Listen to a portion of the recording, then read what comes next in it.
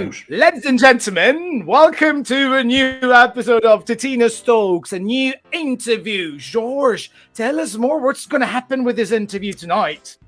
We're going to have sensational artists all the way from the far country Australia. So, gentle ladies and gentle guys and friends of the Daily Mirror, please welcome with a big round of applause directly from Australia, the beautiful and unique Sheldon. Hello, sweetie. Hello. Thank you so much for having me. How you doing? It's early, but it's good, and I'm awake, and I'm so excited to be talking to you both. Well, that's a tactical thing. You see, covering your eyes. I know it's like 7:30 where you are now, so covering your eyes like just. I'm good. No. I'm not cheating. That's just right then. Well, Sheldon, first of all, thank you so much for accepting our invitation for a little chit chat with us on Titina's Talks. I just want to say thank you for having me. No, it's not taking advantage of my time at all. I'm so excited and honored to be here talking to you both. Thank you. It's Thanks, really Sheldon. a pleasure talking to you. Yes. It's really an easy question. We all know that you are a diehard fan of Eurovision, and it's quite clear that you are a big fan and you've been following the contest for many, many years. And you're finally making this come true, this big dream of yours. We would like to know what is so attracting to you about Eurovision. What makes you fall in love with it? It was, I think the fact that I actually grew up in a pretty religious family, pretty reserved and religious family. So, Eurovision wasn't always accessible to watch for me. I grew up going to my grandparents, though, every weekend, and just because I loved being there. They let me watch movies I wasn't allowed to watch. And they would always watch SBS, which is the broadcaster that does Eurovision here. And I remember watching commercials of it coming up, and it was just crazy. It was always I always was just like, what is this? And I just wanted to watch it. It was kind of like the Charlie and the Chocolate Factory of my mind. I'm like, what is it? So I remember watching a few years, and then it wasn't until Conchita performed, and I was like, "Fuck this!" Sorry, I can't swear, but it was no worries at all. It's fine. We're all adults. Okay. I was like, "Well, fuck, this is something I want to definitely watch." Who is this bearded lady? And I tell so many people, Conchita changed my life because she really did. She made me realize that this isn't just a singing show. This isn't just this very camp spectacle for performers. This is a real life thing that changes people's lives, that stands for something. It's a safe space. It's a completely different world where people can escape what is so shit at other times in life. And I wanted to be a part of it. I wanted to be a part of this magical world that I had never really understood or never really, was exposed to. So, I mean, I've been so in love with the competition because there aren't many places in the world, and I know there's a lot of people who say that we celebrate difference when it's Pride Month, or we celebrate difference when they have a gay friend. But Eurovision has always been the safe space for not only the LGBT community, but the whole world, for anyone who isn't the same. And I was so in love with that concept. So. We're not the same as someone is saying here. A good friend is saying we're not the same, but these uniqueness make us, bond and stay together and appreciate one another. They're just absolutely great. I don't understand why only now in 2022 now everyone in the world's talking about it. I know Eurovision has always been massive, but I mean, Americans have always looked down at Eurovision. Australians have also never really understood the concept. And after Italy winning last year, this is a global phenomenon. It's massive. Everyone wants a piece of the pie now. So now we've got America's Song Contest too. So exactly, everyone wants to have a piece of the pie, which is very delicious. But talking about contests, you have a long experience in music competitions, which we know you participated in the Voice of Australia in 2018, if I'm not mistaken. The All-Stars season, and then America's Got Talent. Now, do you think that this path you've taken in this international competitions is preparing and has prepared you for this big challenge that Eurovision is? Yeah, I mean, 1,000%. Do you know what? Reality TV is, I've learned very quickly, is the polar opposite from Eurovision. Reality TV, Eurovision, very, very Yeah. separate. Although they're both singing competitions, they are very, very different. I mean, there's a few voice artists, people from The Voice that are doing Australia Decides as well, who are also, I hope they see this as good prep as well. But do you know what? A lot of people go through reality TV and they are either extremely disappointed and they go, oh, they edited me this way or edited me this way. And I mean, back at X Factor 2016 for me, I went in saying I just want to be myself. And just humbly, I'm very proud of myself and how I went through these singing contests, because I made a lot of mistakes, but I also grew a lot, and I was always as true to myself as possible. So I'm really proud of what I've done on those shows, and they taught me a lot. And I'm so prepared now. I've never been more prepared with. I mean, there's a lot. I've got a 2 kilo mask sitting on my head, and I have. We're going into that later.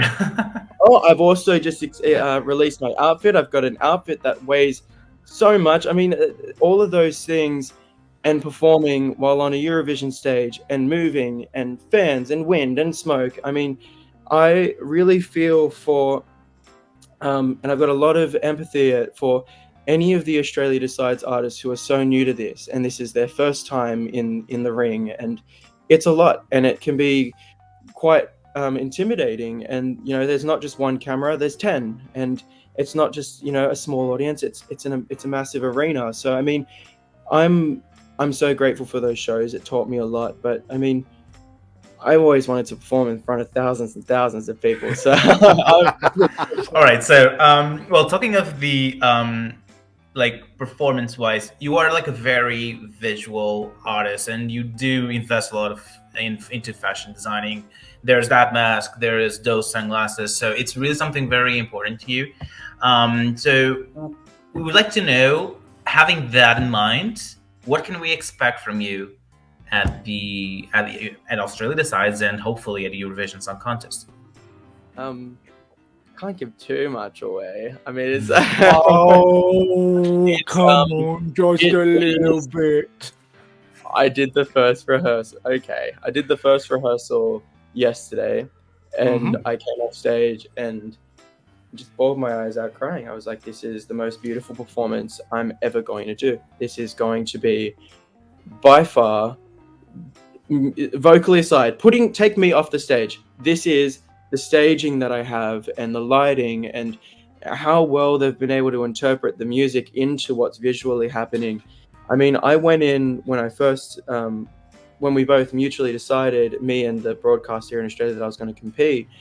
I kind of went in a little too prepared. I came in with a portfolio of what I would like it to look like, how I'd like it to sound, how I imagined it, what I thought the mask would be, the outfit, the everything, and they fell in love with it. It wasn't a struggle. I didn't have to, be produced into doing anything. They were just like, we trust you, we know what you can do. So seeing it come to life yesterday, literally in the very first rehearsal, the first run through, I came off the stage and I said, this take me aside, this is perfect. It's very dark. I'm going to take you to a very different world. I'm going to call it not futuristic, but more post-apocalyptic. There's big props and there's smoke everywhere. Oh my god!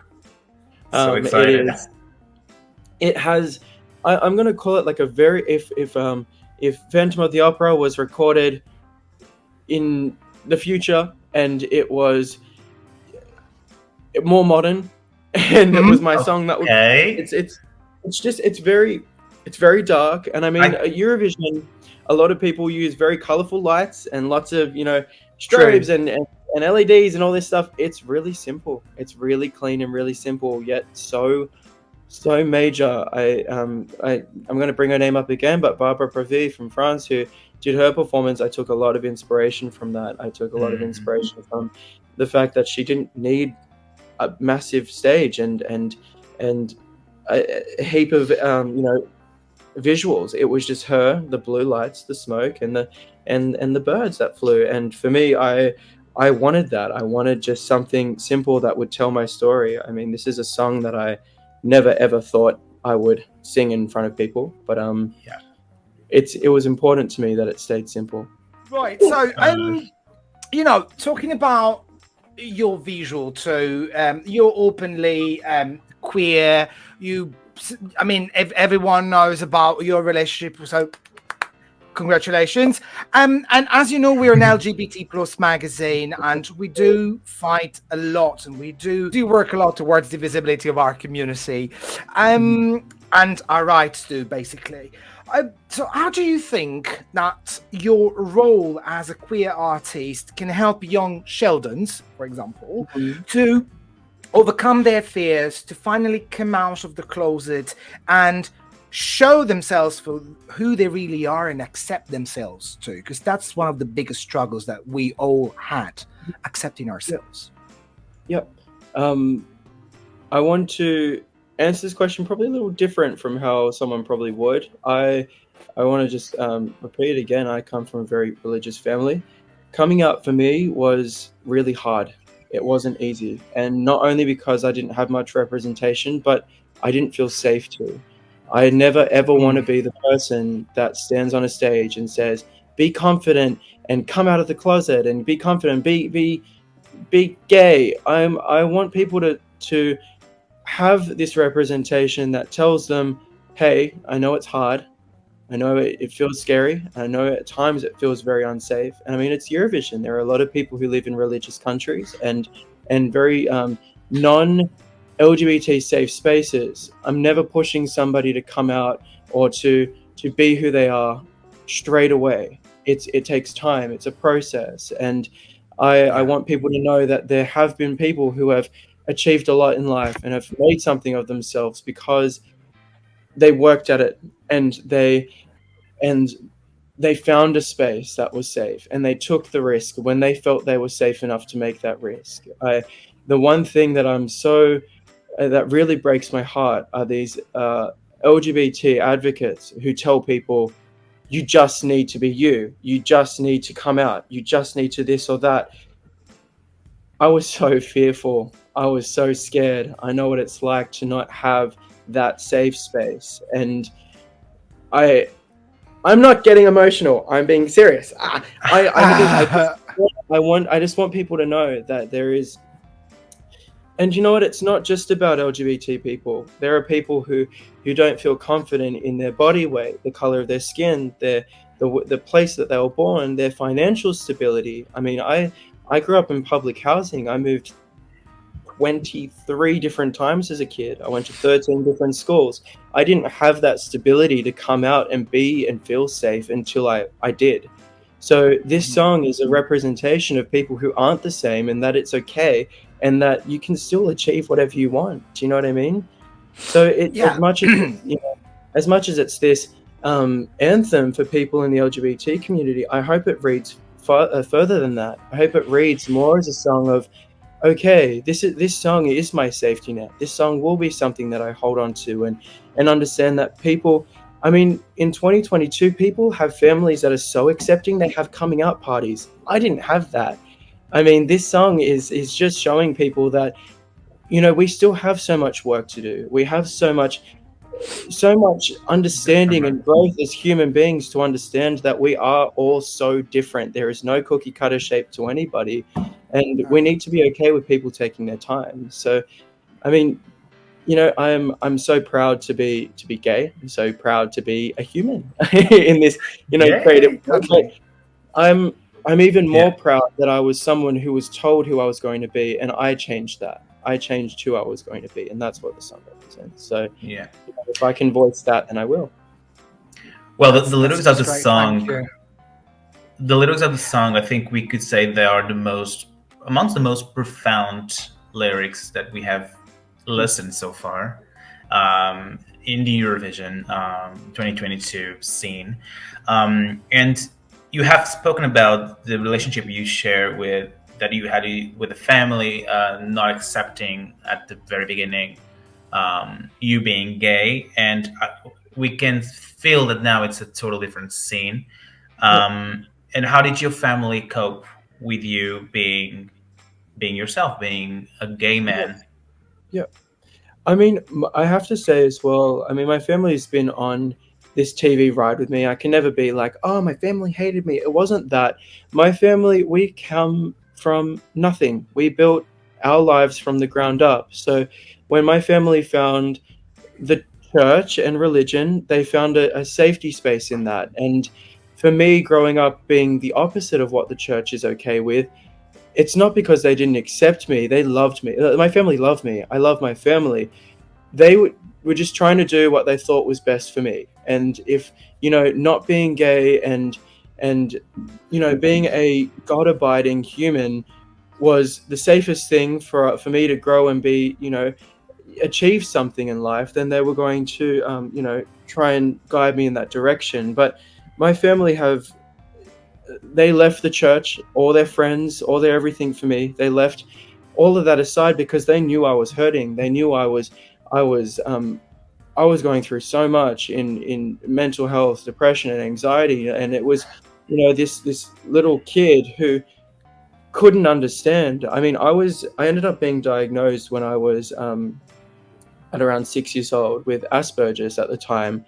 It's I think they call it spectrum 1, 2, and 3 or something now, but they Yeah. gave me I was diagnosed by a doctor at 6 and at 8 and at 12, 3 times, that I would never speak again. I would never be able to, in terms of speak again, socialize with people who I don't know, interact with humans the way that normal people should. I was told I wasn't going to be able to have friendships and have jobs that I would be able to work responsibly in, because I'm just not able to. And I mean, I have family that are on the spectrum who are able to do all these things that I was told I wasn't able to. And I remember being this little kid, and in the song I say, I was told at 6 years old they would avoid me if my heart was cold. And that was when I first wrote this song. It was a message to myself. I sent it to myself on Facebook around 2015, and that was around the year that I came out, 2015 or 14 or 15, probably 14. I was 14 or 15 years old when I came out, and the day I came out, I became a social butterfly. I made friends. I had a boyfriend. I was talking to people like I never thought I'd be able to. I had a part-time job at a cafe. I was doing all these things that I was told for so many years I would never be able to achieve. So I wrote this message to myself, telling myself, I'm so proud of you. You weren't the same, but you changed it. And not changed it for other people, but for yourself. You knew that you were better than what people told you were going to be able to achieve. So a few years after that, I was about 18. I found my old Facebook account. I was like, oh my God, I sent myself so many messages back in the day, because that's just kind of what I did. And I took those lyrics and I want to turn it into a song. So from about 18 to now, I'm 23 next month. So the last, I don't know, I don't do math, but a very few years, I've been creating this song, and I've been working so hard on it. And this song was never supposed to be a song that I was going to release. It may in the future have been like a feature on an EP or an album or something, but I ended up getting. Sorry, I'm skipping right ahead. Probably It was too but personal for you. And you it was felt a that. lot. That was it. But I ended up getting the call for Eurovision, and I sent them through a song I was very proud of, a song I worked on for a very long time. And it was, I thought, the perfect Eurovision song. I sent it over, and the heads of departments here at Eurovision Australia said, this is not what we wanted. And I was like, why though? And they were like, it's beautiful. It's everything you would want from a Eurovision song, but Not you. when it wasn't feeling like what I've been working on for so long. I've wanted Eurovision for so long. They wanted something that was real and a little bit more fitting for what I'm trying to say. I mean, it's hard to talk about, my life and then sing a song that's completely different. It's about a different point in my life. So they sent me a song and they were like, "What about this one?" And I was like, "No, that's not quite right either." And I really didn't want to send this song forward. I really, really didn't. And I did anyway. I was like, "All right, let's do it. This is the most raw and honest and personal song." I was kind of hoping they weren't gonna take it at one point. I was like, it's like, But you do not really, regret it. Too personal, it's right? really hard to sing. It's not an easy song to sing. It's very exposed. Exactly. But they And- did it. Like, and the question is, like, don't you get emotional when you sing it? Like, how can't you do? Like, because I was a terrible mess the first time I listened to it. Believe me. Because you just like I'm a bit older than you. Too much. Yeah. But anyway, I listened to it, and actually it reminded me of when I was a little kid who understood that he was gay, but he was actually lying to himself, and it was not easy for me to stay with the fact. So I'm still a terrible mess. So Yeah. the question is, don't you get? Oh, you're so sweet. You're so sweet. Yeah, I mean, I sent the song. Oh, go on. But I sent my song. They really loved it, and I was like, all right, let's do it. I guess it's time. I've wanted to do this for so long. It probably is the right time to sing a song like this. And then, as it's gone on, and the response to the song, there are people from all around the world that are just loving, not even just the big, loud parts of the chorus. They don't care that I'm hitting the high note. I think they're just loving the fact that this is the first time I've written a lyric that is so honest. There's literally not one metaphor. There's nothing in there that's hiding anything. There's no, symbolism in it. It is exactly what it is. It's almost as if you're reading my diary. It is the most personal thing I've ever written. And I'm honest. I promised myself I'm not allowed to cry in this performance because I have to do good. And I'm not allowed to get emotional. So I had to, get over it. If I get emotional, I get emotional. But it's a tough one. It's a song that I feel like I'm going to have to open up towards the end because it gets full on. And rehearsing it yesterday, it was really overwhelming. I didn't think this experience would be overwhelming at all, but the rehearsal was really, really overwhelming. I mean, it's what I normally just go, yep, the song's done. I've got it. I'm singing Madonna's Frozen. Let's make the theatrics massive. Let's make the lighting huge. Let's make the sounds, the smoke, the everything so big. And last night, it was huge. There was smoke. There was wind. There was everything that there needed to be. But I was like, but fuck, I need to concentrate on the song for the first time ever. I need to think about my lyrics and tell the story. And that was really scary and really confronting because I'm usually such a professional with that stuff. And I think that also kind of bothered me because I wasn't on my game the way I usually am. But, looking back, it caught me off guard. I'm wearing an outfit that I created and this heavy mask, and I'm doing all this stuff. There's lights, there's smoke, and for the first time, I just want to sing my song. Let's take it to a less serious thing. Right. So back to Eurovision. Let's say we love a gossip. Back to Eurovision. Let's say, what is the song among the artists who have been confirmed so far that you like the most? Controversially, for me anyway, I am telling people Spain is my whole heart. I am so Chanel. in love with Chanel from Spain. That song, Yeah. I know it's called slow. I call it Booty Hypnotic because that's how I remember it. I don't know why they didn't call it that. But, it's controversial. Love it. It's slow-mo. Because I would never, ever listen to music like that. I listen to sad, slow Adele and songs that make you want to cry. And this song, I have not been able to stop playing it. I'm obsessed with it. I'm dancing in the shower. I warm up to it. Can you say the split she does? I wish.